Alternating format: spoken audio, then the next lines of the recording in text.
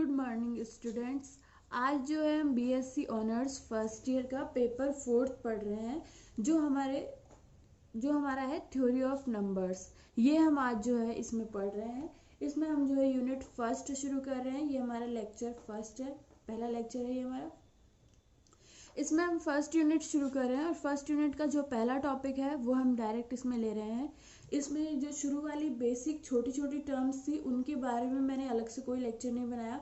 जैसे जैसे वो छोटी वाली टर्म्स हमारी थ्योरम्स के बीच में यूज होगी तो मैं वहाँ पे आपको एक्सप्लेन कर दूंगी। मैंने डायरेक्ट सिलेबस वाला टॉपिक उठाया, यहाँ से अपना जो है वो सिलेबस शुरू हो रहा है।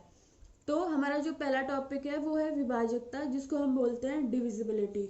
और विभाजकता मतलब किसी को हम डिवाइड करते हैं तो उससे रिलेटेड क्या क्या रूल्स है हमारे, वो हम इसमें पढ़ेंगे।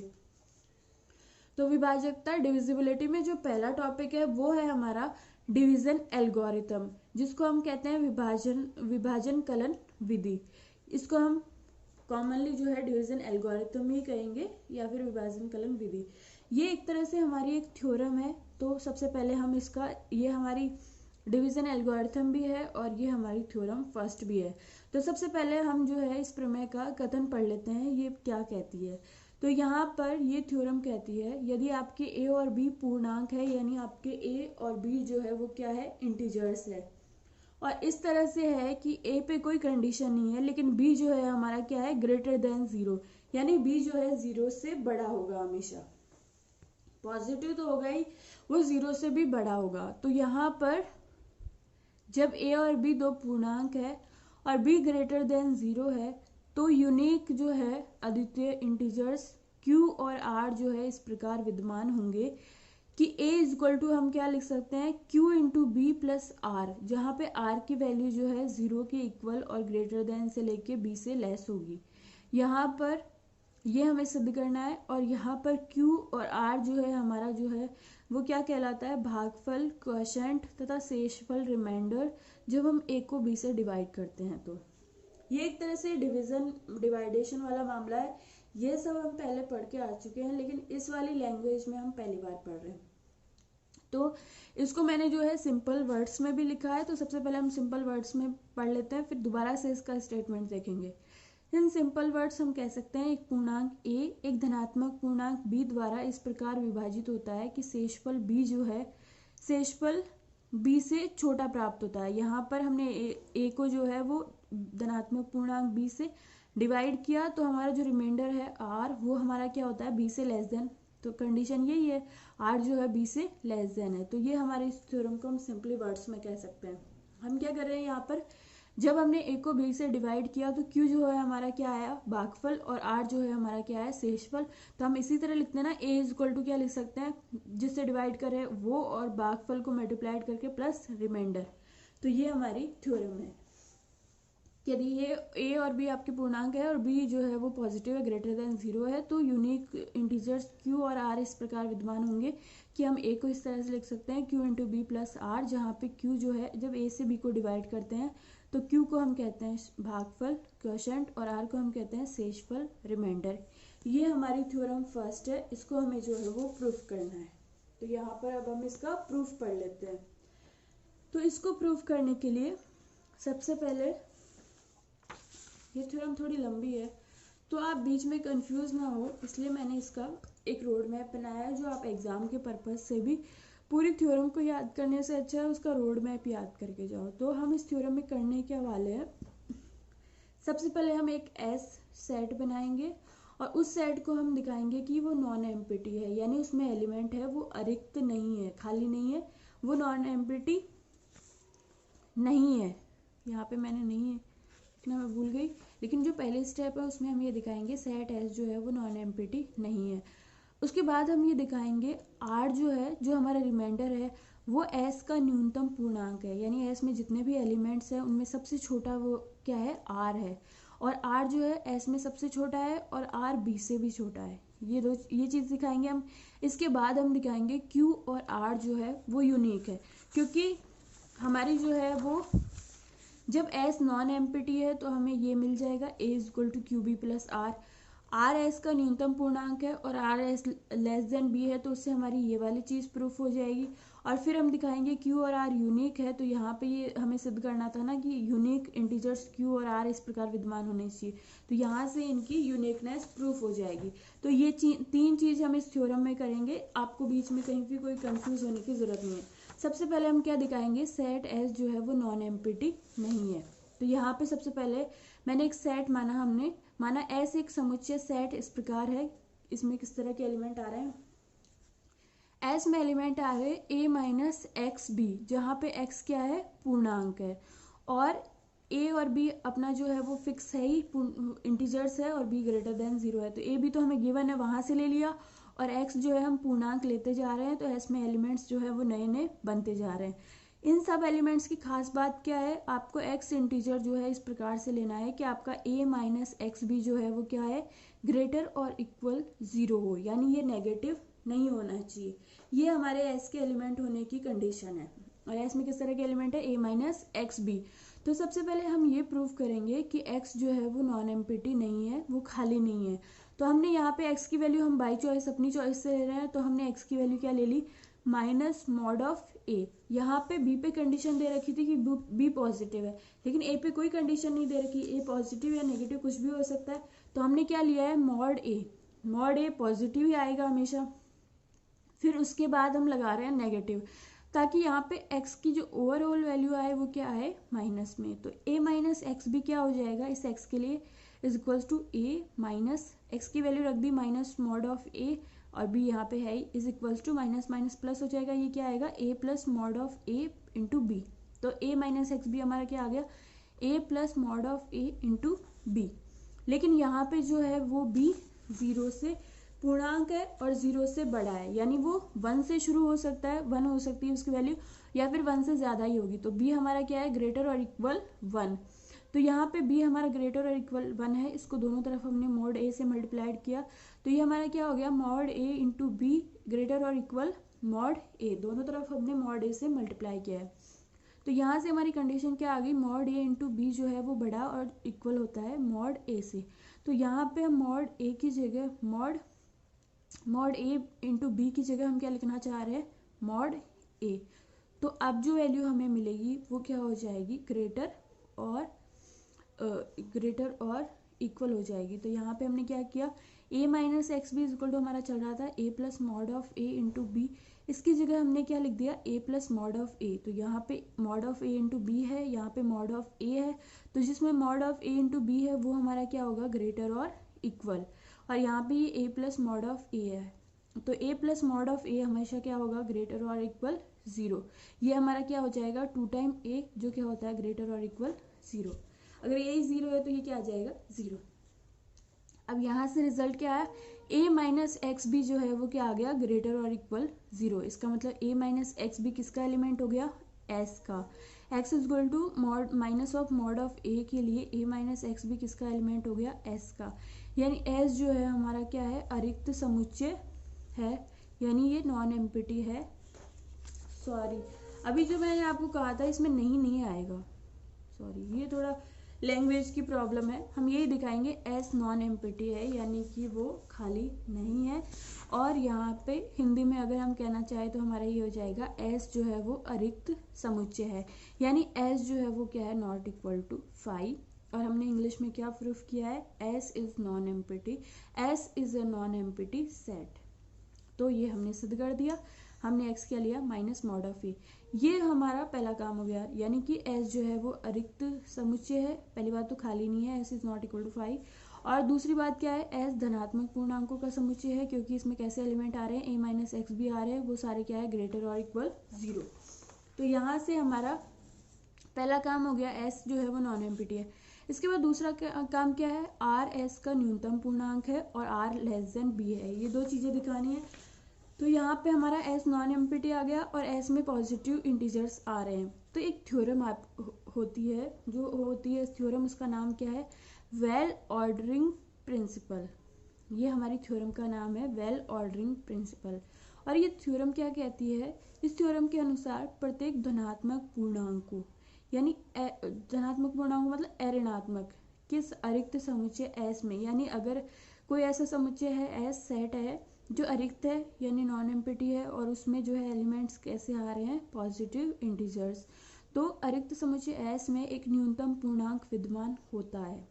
ये वेल ऑर्डरिंग प्रिंसिपल क्या कह रहा है, यदि कोई सेट ऐसा एस ऐसा है जो नॉन एम्प्टी है और उसके सारे एलिमेंट पॉजिटिव इंटीजर्स है, तो उसमें जो है एक एलिमेंट ऐसा न्यूनतम पूर्णांक विद्यमान होता है, यानी उसमें A belongs to S such that A is less और equal to B for all B belongs to S, यानी बी के एस के बाकी सारे एलिमेंट बी जो है वो क्या है, लेस, इससे बड़े या इक्वल होंगे, इससे छोटे नहीं हो सकते, क्योंकि ए जो है एस का न्यूनतम पूर्णांक है।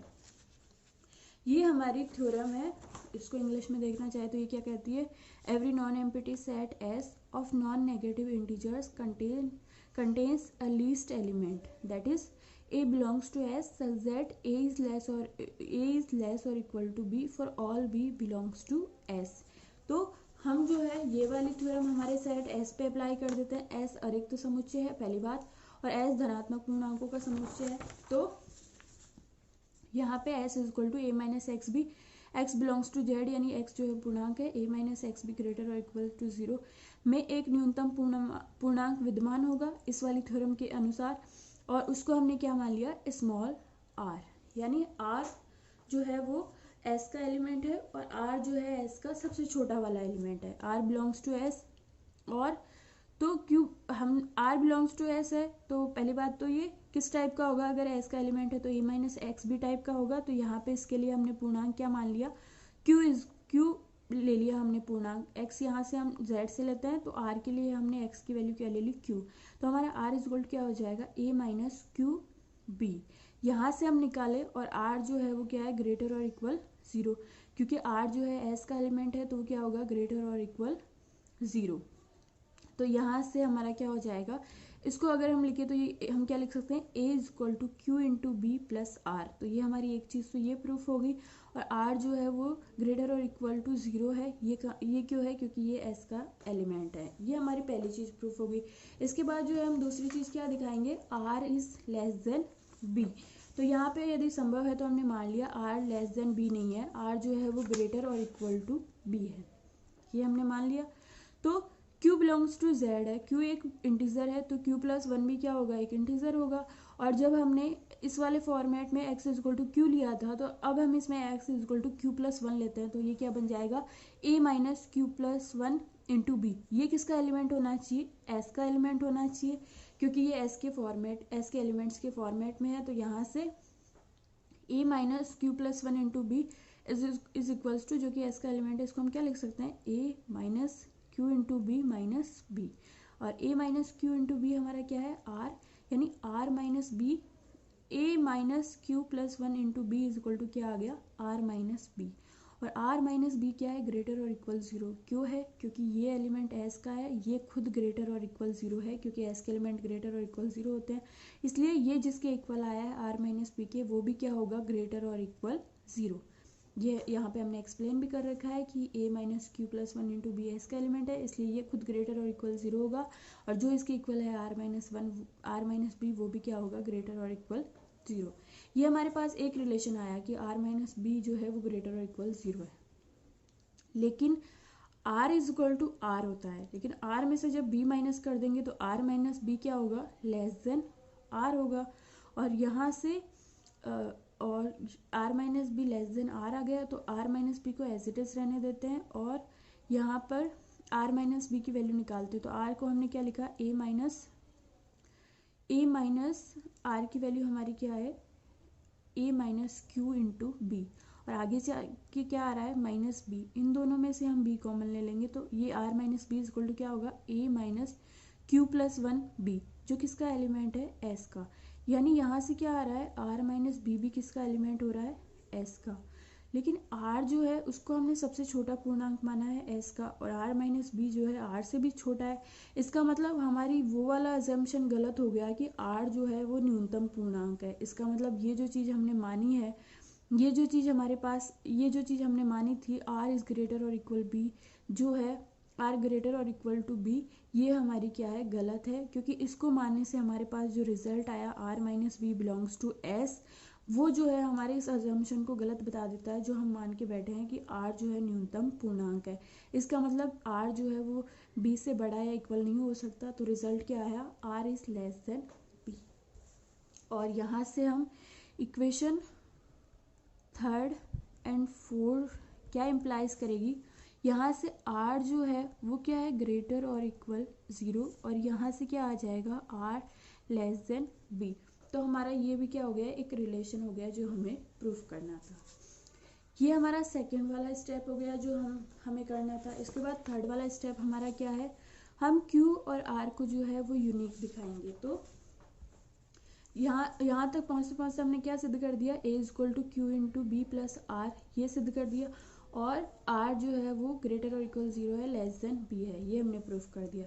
अब हम दिखाएंगे कि a तथा b के लिए q और r जो है वो यूनिक होंगे। तो जो हमें दिखाना है उसका उल्टा हमने अज्यूम कर लिया, हमने मान लिया कि q और r जो है वो यूनिक नहीं है, यानी a को जो है दो टाइप से लिखा जा सकता है, उसके लिए q की 2 वैल्यूज हो जाएगी, r की 2 वैल्यूज हो जाएगी यदि संभव है तो हमने a को क्या लिखा, a equal to Q into B plus R is equals to Q dash B plus R dash, यानी a को q और r की फॉर्म में भी लिख सकते हैं, a को q डैश r डैश की फॉर्म में भी लिख सकते हैं। मतलब ये यूनिक नहीं है, हम ये मान के चल रहे हैं। और यहाँ पे r की कंडीशन लग जाएगी, r क्या होता है, ग्रेटर इक्वल 0 और लेस b, r डैश भी क्या हो जाएगा, ग्रेटर और इक्वल टू 0 और लेस देन b। ये हमारा हो गया। इसको हम सॉल्व करते हैं, इन दोनों को इक्वल कर लिया, r डैश माइनस आर की वैल्यू हम निकालेंगे तो ये क्या हो जाएगा, ये इधर चला जाएगा, इन दोनों में से हम b कॉमन लेंगे तो यह क्या बचेगा, q minus Q dash into B. दोनों तरफ का मॉड ले लेते हैं तो क्या हो जाएगा, mod of r dash minus R is equals to mod of a into B is equal to क्या होता है, mod of a into mod of b। उससे हमने क्या कर दिया, modulus of q minus Q dash और multiplied by mod of b। ये हमारा हो गया। यहाँ पर ये हमारे पास क्या रिजल्ट आया, mod of r dash minus R equal to b into Q minus Q dash, क्योंकि b जो है वो ग्रेटर टू 0 है तो मॉड b की वैल्यू क्या हो जाएगी, b, इसलिए b का मॉड हट जाएगा और ये हमारे पास रिलेशन आ जाएगा। एक रिलेशन हमारे पास ये आ गया।